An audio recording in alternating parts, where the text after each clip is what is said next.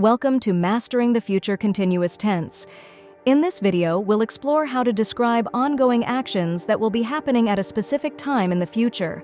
The future continuous tense is used to describe actions that will be ongoing at a particular moment in the future.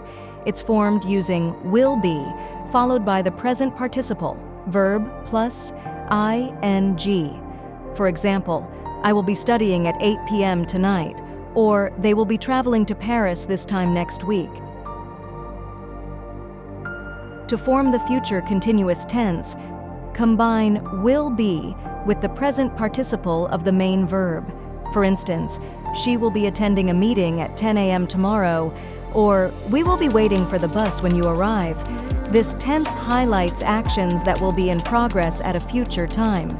Now, let's practice forming sentences in the future continuous tense to illustrate actions that will be happening at a specific future time.